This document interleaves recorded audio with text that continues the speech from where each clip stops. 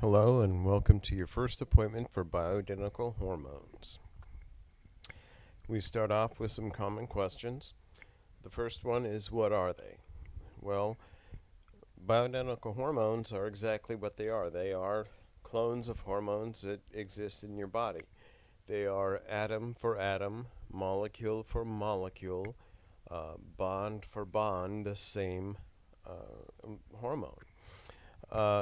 A better way to answer is, what are they not? And they are not counterfeit forms of hormones, such as testosterone is a bioidentical hormone. However, testosterone cypionate, which is made by a manufacturer, is not a bioidentical hormone. Why is this? Well, they have to alter a body's substance so that they can patent it and therefore profit off of it. What are they made from? In a factory, they are made from two substances, either soy or yam. And the reason they do this is because those two plants are very close in structure to the hormones that they wish to make. In the body, however, they are made from cholesterol. So the body takes cholesterol and converts them into a series or a cascade of hormones. Why are they not made commercially? Well, we addressed this earlier. They aren't made commercially because companies can't achieve an exclusive patent. They can't patent your body's own substances, and therefore they can't have exclusivity, and they can't patent and be guaranteed profits. How are they different from regular hormones that you see in the pharmacy? We answered that as well. For instance, Premarin is something called conjugated estrogens. A natural hormone would be estradiol or estriol. So there's an alteration that takes place in order for them to have a patent and in order for them to be a drug. The biggest and trickiest question that you will ever see, and I believe this is perpetuated by the FDA, is, are they FDA approved? And the end answer is no. They are not FDA approved. But there's a reason for this. The FDA does not oversee compounding. So nothing made in a pharmacy could ever be FDA approved. However, they are made from substances, powders, that are FDA approved, that are made in an FDA approved facility. So once they're put together, however, they are no longer FDA approved because the FDA does not oversee compounding. So you have a substance that's made from powder made by an FDA approved facility. The powder itself is an FDA approved powder. And then you have a drug when it's finally made and put together that is quote unquote not FDA approved. How long until my symptoms go away? This is a very good question, and it depends. Different symptoms take different amounts of time. Usually, if by the third month, if you're not 80 to 90% better, then we definitely need to do some adjustments and try to get you more in line with what your body's normal levels would be. Some other common questions. Do they cause cancer? Nobody can tell you yes. Nobody can tell you no. However, here's some points to think about. The average onset of breast cancer in a woman is in her 60s. In a woman's 60s, she has no hormones. What little amount she does have are made by the adrenal glands, and they're made from estrone, circulating estrone. At that age, so therefore you could argue that the lack of hormones caused cancer. I don't believe that's the case, but you could certainly make that argument. There was also a study called the Women's Health Initiative, where they took Premarin and Provera, and that's all they took for the most part, and they called them estrogen and progesterone. They are not estrogen and progesterone, and I am a chemist. I know the difference. estrogen depends on which estrogen you're talking about. There are three that are endogenous to a woman's body. There are estriol, estradiol, and estrone. Premarin is conjugated estrogens and looks nothing like estrogen. And the progestin, not progesterone, but the progestin that they used is called medroxyprogesterone or Provera, and it is not even close to real progesterone. So what they found overall is that women that started early on had a slight increase in breast cancer risk by taking these hormones. However, some very intelligent people got together and found a grouping or a subgrouping of people that take hormones or that took hormones that took natural progesterone. They took something called prometrium, which is a natural progesterone. And in that group also that took estradiol or estrase, which is also a natural hormone. And in these cases, they found that the risk of cancer, breast cancer, either stayed the same or went down slightly. So it's too small of a sampling to say that that's the case, but it's a very interesting point. The next question is, do I have to stay on them for life? And the answer is you do not have to stay on them for life. You have to stay on them for as long as you want to feel good, as long as you want to have good bone density, as long as you want to prevent certain diseases. We talked about the Women's Health Initiative, so we will move on. And to give you an idea, natural versus unnatural. To the left, if you look at estradiol, that's what a hormone, an estrogen, is supposed to look like in your body. And here is Premarin with this neat sulfur group and these double bonded oxygens here. Not even close. Natural progesterone, simple molecule. Unnatural. You can look over here at these differences. And you can look at testosterone cypionate with a very long ester chain, and that is so it is a time release effect in the body. Testosterone does not look anything like it. So, the next thing we're going to talk about is perimenopause. Perimenopause is the very beginning of menopause in women. And the very first three things I hear from women when they come to see me are, I can't sleep, I'm moody. They don't really say I'm moody, they say I'm and I'll let you fill in the blank. And then they say I've gained 10 pounds and I don't know why. All of these symptoms can be attributed to one hormone, and that's progesterone. Sleep is helped, induction is helped by a neurotransmitter called GABA. It's an inhibitory neurotransmitter, and elevated levels of progesterone elevate GABA. So more GABA, more calming, more relaxation, and more sleep. Mood swings, same thing. More progesterone, more GABA, more relaxation, less likely to be moody. The weight gain is a little more complex, but this is the way it works. Excuse me. When progesterone levels drop, the relative amount of estrogen is much higher.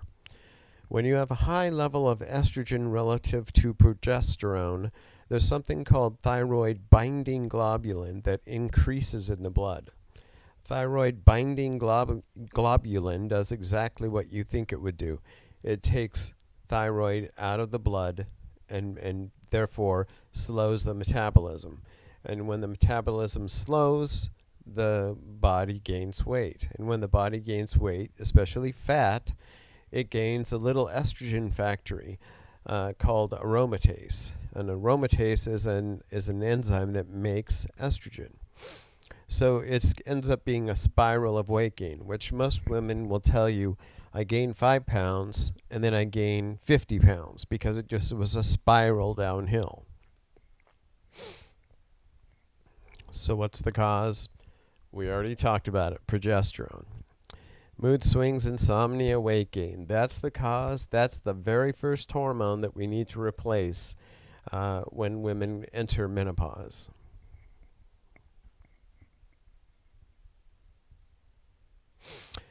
Other symptoms caused by a lack of progesterone. Depression. That's because progesterone also increases serotonin, selective SSRI, I'll say, which most people know now that it elevates serotonin in the blood. Migraine headaches. Migraine headaches, but these migraines are specific. They're specific to the ones right around the cycle, right before menses. That is a progesterone-induced migraine.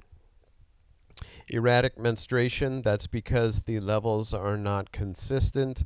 If there's a sudden drop in level, you're liable to have spotting or a full-blown period. It just depends.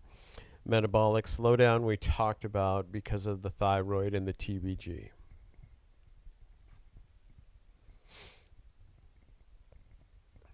Okay, hormones and the symptoms or the lack of hormones and the symptoms they cause. When you are low in estradiol, you're prone to hot flashes, night sweats, vaginal dryness, bone resorption.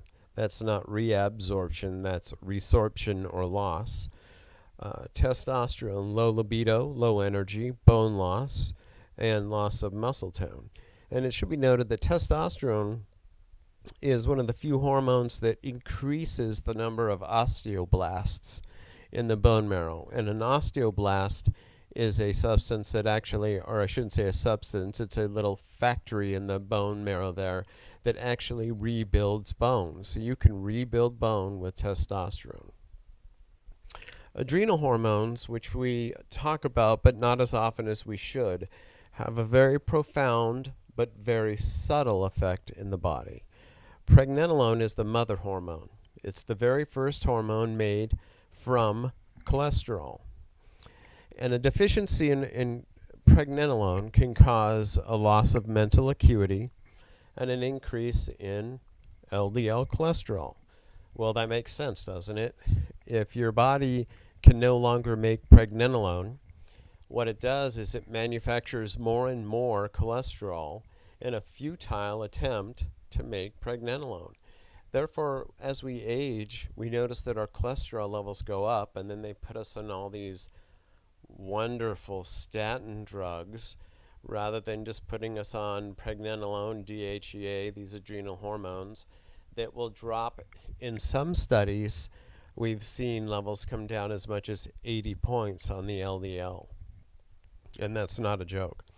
DHEA is a great hormone. It was the very first hormone studied for anti-aging medicine. The reason for this is that they found that any disease state, it didn't matter what it was. It didn't matter if it was meningitis. It didn't matter if it was renal failure.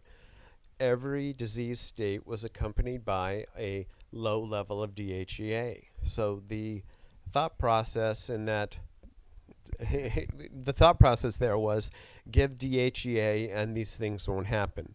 Well, of course, that was not the case, but what they did find was it helped a myriad of other things, such as dry eye syndrome. That's why I take it. It's a wonderful treatment for dry eye syndrome. It also helps mood. It's a very good mood enhancer. It helps with energy. It helps with libido. It helps with many, many symptoms.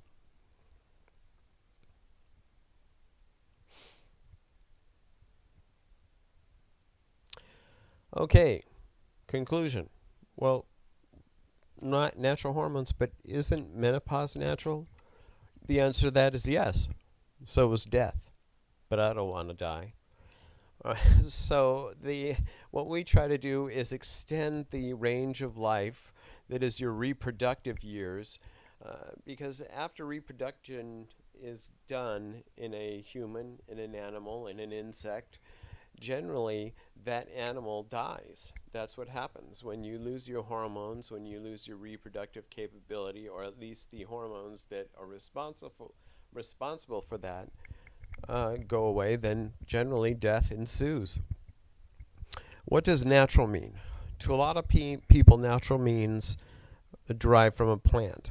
To me, that doesn't work. Cyanide's derived from a plant, and it'll kill you.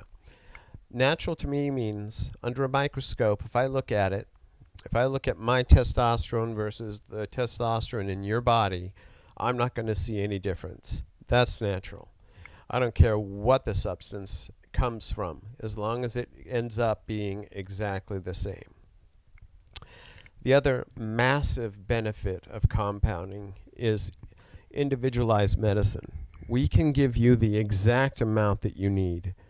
That's something you can't get at a pharmacy. You can try to put together the very few bioidentical hormones they have, and break pills and do things like that, or apply certain amounts of gels, but it isn't going to work, and you're never going to come up with the exact amount that you really need. So compounding is ideal for this kind of medicine. Patents and profits, that's why you see people making all this money off drugs, and that's why compounders are modest in their profits. They make individualized medicine. There's no two, you could take every woman in our database, none of them would be on the same hormone. There'd be a difference in every single one of them, and that's because every single one of us human beings are different. So there's a reason for it.